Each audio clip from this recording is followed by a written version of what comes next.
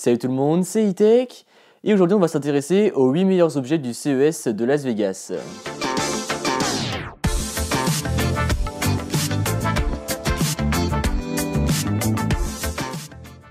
Donc juste deux petites choses avant de commencer la vidéo. Alors oui, je sais, je n'ai pas été au CES de Las Vegas, bien qu'une marque m'ait proposé d'y aller, mais ils prenaient pas en charge les billets d'avion. Donc voilà, puis du jour au lendemain, je pouvais pas trop mettre 3000 balles dans des billets d'avion, donc je n'ai pas pu y aller. Mais je le suis vraiment très attentivement, c'est pour ça que voilà, je peux quand même vous proposer des objets qui m'ont vraiment bien intéressé. Et deuxième chose, cette vidéo va être encore une fois assez subjective, puisqu'il va s'agir d'objets que voilà, moi m'ont intéressé. Après, peut-être que vous, il y en a d'autres qui vous ont intéressé. Et d'ailleurs, n'hésitez pas à me dire dans les commentaires quels objets vous ont intéressé. Donc le premier produit vient de la marque Razer avec son Linda Project. En gros, avec ce Linda Project, votre Razer Phone va devenir le cœur du PC. Je m'explique. Vous avez un espèce de petit PC portable et en fait, à la place du trackpad, il n'y a tout simplement pas de souris. Il n'y a rien, il y a une espèce de trou voilà, pour y mettre son Razer Phone. Donc vous mettez votre Razer Phone et c'est là que les choses deviennent magiques. Donc le Razer Phone va en fait devenir vraiment le cœur du PC, puisqu'en fait, grâce à son Snapdragon 835, à ses 8 Go de RAM, etc., eh bien toute cette puissance du Razer Phone va être partagée avec l'ordinateur, et c'est ce qui va pouvoir en faire ensuite un réel ordinateur sur lequel vous pourrez jouer, sur lequel vous pourrez aller sur Internet, vous pourrez regarder vos mails, vous pourrez aller sur YouTube, vous pourrez faire voilà, tout ce que vous voulez. Et donc en fait c'est vraiment génial puisque ça transforme votre Razer en PC tout simplement. Donc autre point positif de l'ordinateur, c'est qu'il dispose de 200 Go de stockage, donc c'est cool, comme ça vous pourrez quand même stocker des trucs dessus sans avoir à les mettre sur votre Razer Phone. Et il possède également une grosse batterie qui permet de recharger votre Razer Phone quand il est dans le clavier, enfin quand il est du moins à la place du trackpad. Donc ça c'est vraiment cool, comme ça votre Razer Phone ne se décharge pas. En plus vous profitez des très bons speakers du Razer Phone pour le PC, parce qu'en fait le son va directement sortir du Razer Phone. Et après vous avez évidemment à la Razer le petit clavier coloré un peu toutes les couleurs, donc ça c'est vraiment cool. Mais voilà, la limite de ce projet c'est tout simplement qu'il n'est compatible que avec le Razer Phone, donc ça c'est vraiment dommage puisque du coup tous les autres smartphones ne peuvent pas en profiter. Mais du coup, ça va nous amener à la deuxième innovation, au Mirabook. Le Mirabook, qu'est-ce que c'est? C'est un peu le même principe que le Razer Phone, sauf qu'en fait, vous allez brancher votre smartphone en USB-C directement. Donc là, le trackpad, le clavier, le son, les speakers, la batterie, etc. Tout est déjà intégré au laptop. Et en fait, vous aurez juste à plugger votre smartphone en USB-C. Donc là, encore une fois, ça ne marche qu'avec les smartphones en USB-C. Et ensuite, ben voilà, vous aurez l'interface de votre smartphone sur le PC. Donc là, après, vous aurez le choix entre plusieurs interfaces. C'est compatible avec Android, Ubuntu, Windows Continuum. C'est compatible avec le mode Samsung 2X. Donc voilà, donc il y a vraiment pas mal de points positifs. Et après, ça peut être très pratique puisque du coup, vous pouvez utiliser WhatsApp sur votre PC. À côté, sur votre téléphone, vous pouvez regarder une vidéo YouTube ou inversement. Enfin voilà, il y a vraiment pas mal de points positifs. Et comme ça, vous n'êtes pas obligé de racheter un PC complet qui va coûter dans les 800 €. Puisque ce projet, vous pouvez déjà le trouver sur Indiegogo dans les 200 et quelques dollars, donc 250 $. Et donc après, voilà, il vous suffit d'un smartphone USB-C et après comme ça, vous aurez un petit PC portable que vous pourrez, qui sera carburé par votre smartphone. Donc pas obligé de racheter un PC en plus. Surtout que maintenant, les smartphones de nos jours sont vraiment très puissants. Par exemple, si vous avez un OnePlus 5T ou si vous avez un Galaxy Note 8, un S8, etc. Ce sont des smartphones qui sont vraiment très puissants et donc du coup, bah voilà, l'ordinateur tournera vraiment très bien et vous pourrez faire vraiment pas mal de tâches. Ensuite, on passe à la catégorie véhicules, parce que oui, au CES de Las Vegas, il y a également des véhicules. Donc cette année, il y en a deux qui m'ont vraiment tapé dans l'œil. Le premier, c'est Byton avec son Project Cars ou son Concept Cars, comme vous voulez. Et alors là, c'est un projet qui m'a vraiment envoyé du lourd. Enfin, quand j'ai vu ça, j'étais là, mais enfin, voilà, c'est juste fou, quoi. Enfin, moi, c'est la voiture que je veux. Donc en fait, ils ont présenté un espèce de petit SUV, voilà, un petit SUV qui ressemble entre une BMW i3 un peu surmontée et voilà, un petit 4x4, donc le projet est vraiment sympa. Et en fait, cette voiture, elle a été faite par des anciens de chez Apple, Google, Tesla. Et donc en fait, voilà, donc vous imaginez bien que des anciens de chez Apple, qui dit Apple dit épuré. Donc cette voiture est vraiment très épurée. Déjà, vous pouvez voir par les lignes extérieures qu'elle est vraiment très belle, qu'elle est vraiment bien finie. Et ensuite, quand vous ouvrez les portes, c'est là que les choses deviennent vraiment magiques. Donc en gros, vous avez le volant, donc jusque-là rien d'anormal. Donc imaginons que moi je suis sur le siège conducteur, vous avez le volant et là vous avez un énorme écran dans le tableau de bord. Mais quand je vous dis un énorme écran, c'est-à-dire que l'écran il va partir du volant et il va aller jusqu'au siège passager à côté. Donc en fait voilà, ça fait vraiment un énorme écran que vous pourrez ensuite diviser en deux pour que le passager puisse utiliser une partie et que vous puissiez utiliser une partie. Et voilà, enfin, l'intérieur est vraiment ultra épuré, c'est une voiture électrique évidemment, et voilà, enfin voilà, je trouve le projet vraiment super fou, j'ai vraiment hâte de voir ça débarquer, donc c'est une société chinoise, le modèle devrait être disponible aux alentours de 45 000 $ et devrait être commercialisé pour 2019. Donc j'ai vraiment hâte de voir ce que ça va donner, puisque du coup ça pourra bien concurrencer Tesla. Et autre point sur lequel ils peuvent concurrencer Tesla, c'est parce qu'en fait, leur véhicule sera adapté aux différentes normes pour tout ce qui est véhicule autonome. Donc il y a des normes de 3 à 5, il me semble, enfin il y a niveau 1, 2, 3, 4, 5.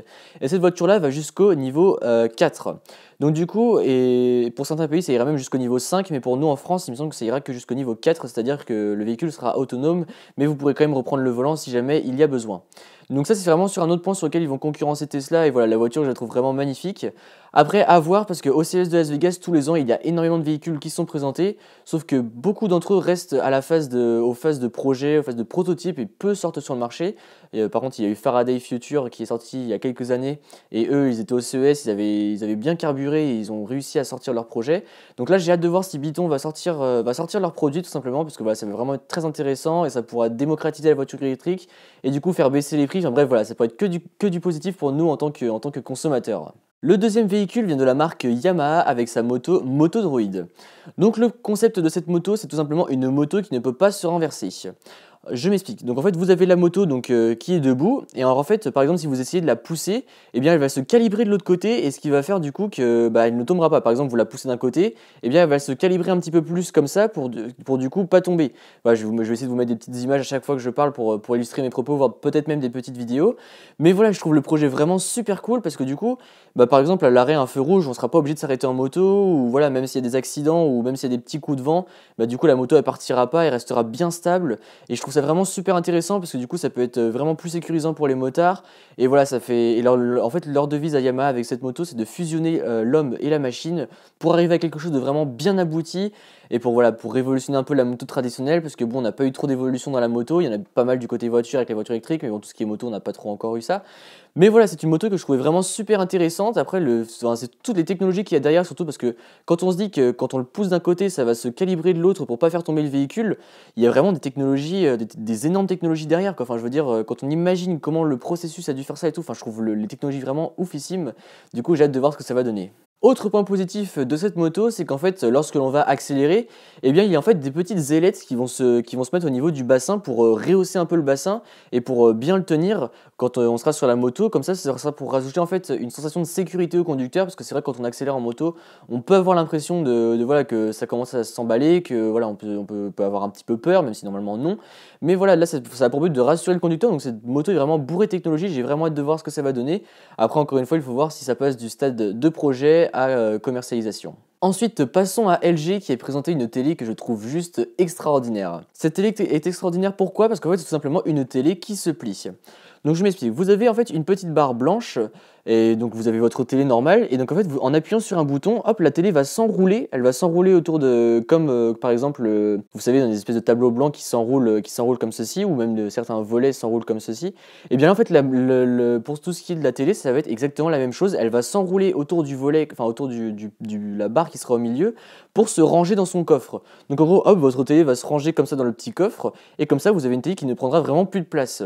Donc je trouve que c'est vraiment incroyable parce qu'on arrive quand même à plier des écrans alors que jusqu'à encore pas longtemps avec l'iPhone 6 notamment, lorsqu'on le pliait un petit peu, paf, ça se pétait, ou même des smartphones encore de nos jours, lorsqu'on les plie un peu, l'écran il se fissure, il pète. Et du coup je trouve ça vraiment hyper intéressant qu'LG ait réussi à faire ça. Surtout, ce qui est d'autant plus intéressant, c'est que vous pouvez la sortir à différents niveaux. Donc, vous pouvez évidemment la sortir en entière pour regarder la télé, etc. Et après, vous pouvez la rentrer, mais seulement à 3/4 et laisser dépasser un petit bandeau qui va être en fait l'intelligence artificielle de LG qui sera dessus, qui affichera votre météo, vos mails, la météo, enfin voilà, vraiment plein d'informations utiles. Donc, ça peut être vraiment super cool parce que la télé, en plus d'être une télé, peut devenir aussi une espèce d'intelligence artificielle ou même une espèce de Google Home, mais version écran. Enfin voilà, je trouve ça vraiment incroyable. Puis encore une fois, le fait d'avoir fait une télé qui se plie, je trouve ça vraiment oufissime. Enfin, je veux dire, c'est incroyable les technologies.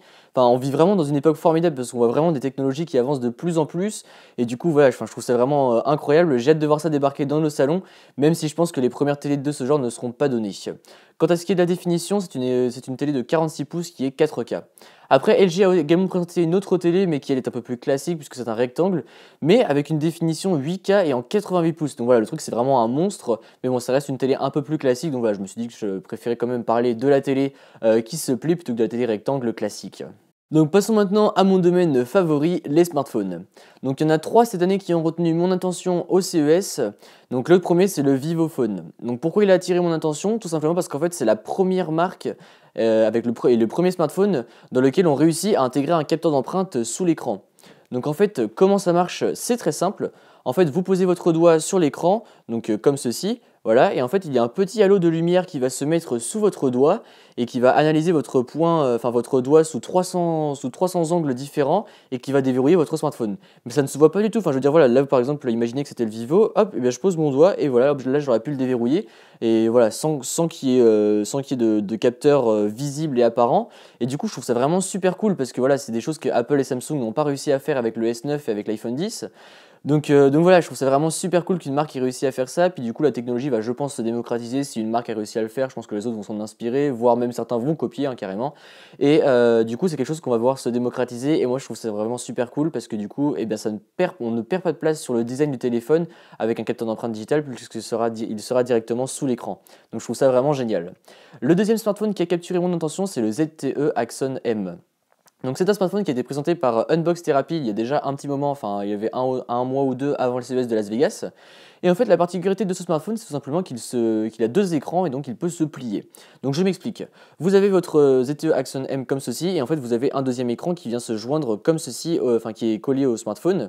Et donc après voilà vous décidez de comment vous pouvez l'utiliser. Donc vous pouvez soit l'utiliser à un écran et donc ranger le deuxième derrière, ou vous pouvez l'utiliser à 2 écrans comme ceci et après voilà vous pouvez faire comme vous voulez, vous pouvez mettre en portrait, en paysage, voilà comme vous voulez. Mais du coup, je trouve ça vraiment super intéressant puisqu'on a enfin fait réussir un téléphone qui se plie, même si c'est pas vraiment encore ça, puisqu'en fait c'est vraiment 2 écrans distincts, il y a une petite barre noire entre les deux. Ce n'est pas comme un seul écran qui peut vraiment se plier en deux. Ça, je pense que ça sera pas trop possible. Mais voilà, déjà on fait des progrès puisqu'on arrive à faire des smartphones avec 2 écrans, en plus du Yotaphone. Le Yotaphone, je sais pas si vous connaissez, c'est une société, Yota, c'est une société russe qui en fait proposait un téléphone avec un écran sur la façade, donc jusque-là rien d'anormal, et un écran e-ink sur le dos. Donc en fait pour avoir accès à différentes informations. Mais là on a vraiment 2 écrans. Donc après le ZTE Axon M il est cool, mais voilà, après pour l'instant c'est pas quelque chose qui moi m'intéresserait, puisque déjà quand on a les 2 écrans comme ceci, bah là on a le gros objectif de l'appareil photo, les bordures sont juste énormes. Donc après voilà, c'était vraiment pour vous parler du fait que la technologie existe et que donc du coup elle va sûrement s'améliorer et se mettre sur de nouveaux smartphones. Et le troisième smartphone qui a attiré mon attention, c'est le Samsung Galaxy A8. Pourquoi est-ce qu'il a attiré mon attention? Tout simplement parce que c'est le premier smartphone de la gamme A à avoir un écran borderless. En 2017, Samsung avait sorti le A3, A5 et le A8 normal, donc avec des bordures. Et cette année, avec les S8 et Note 8, on avait des borderless, donc c'est-à-dire qu'on n'avait plus de bordures. Et là, c'est quelque chose que Samsung a décidé de faire sur son A8 2018. Après, le résultat est vraiment bof, parce qu'en fait, c'est du borderless, mais pas trop. Enfin, en fait, on a plus l'impression d'avoir seulement un écran arrondi plutôt que d'un écran borderless, parce que je trouve que les bordures en bas et en haut restent quand même relativement épaisses. Mais voilà, je pense que après c'est une technologie encore une fois qui va se démocratiser sur la gamme A et du coup les constructeurs baisseront leur prix, ce qui feront qu'il y aura des smartphones borderless plus abordables. Parce que là pour l'instant à l'heure actuelle, si on regarde, à part les téléphones chinois et un téléphone que j'ai en test d'une marque française, qui va d'ailleurs être le sujet de la prochaine vidéo, il y a vraiment très peu de smartphones qui ont un écran borderless et qui sont pas chers. Donc voilà, après le Galaxy A8, bon lui il va quand même être cher puisque c'est le A8, c'est le top de la gamme A. Il a un écran de 5,6 pouces, une batterie de 3000 mAh, donc je pense que ça va être intéressant de voir ce qu'il vaut. Mais après voilà, l'écran est un peu borderless, mais pas trop non plus, voilà, on est à mi-chemin on va dire. Et ensuite on sort des smartphones pour parler d'un objet qui m'a bien plu, c'est le HTC Vive Pro. Donc le HTC Vive Pro, c'est la même chose donc le HTC Vive, vous connaissez forcément, c'est les casques de réalité virtuelle. Mais sauf que ce HTC Vive Pro, il a une particularité, c'est qu'il est sans fil. En gros, vous avez un adaptateur que vous pouvez vous mettre dans les manettes, etc. Et dans le casque, et du coup, vous n'avez pas de fil à mettre, enfin, vous n'avez pas de fil qui tient derrière vous, derrière votre casque ou derrière vos manettes. Et du coup, c'est beaucoup plus pratique parce que vous serez le plus libre de vos mouvements, vous n'aurez pas, vous aurez moins de chance évidemment de vous emmêler dans les fils, même si je pense pas que ça soit arrivé. Et autre innovation sur ce HTC Vive Pro, c'est qu'en fait, il y a des espèces de petits écouteurs qui se situent ici et qui sont omnidirectionnels. Vous pouvez bien les orienter vers vos oreilles et ce qui va vous faire un son vraiment bien calibré dans vos oreilles et ça va être vraiment sympa puisque du coup vous pourrez jouer sans fil et avec un bon son on ne sera plus obligé de mettre un casque. Donc voilà, c'est tout pour cette vidéo. Dites-moi dans les commentaires vous ce que vous avez pensé du CES de Las Vegas et dites-moi vos objets que vous avez préférés. Sur ce, moi je vous dis à la prochaine. Si la vidéo vous a plu, n'hésitez pas à mettre un pouce bleu, à me suivre sur les réseaux sociaux et à vous abonner. Allez, salut!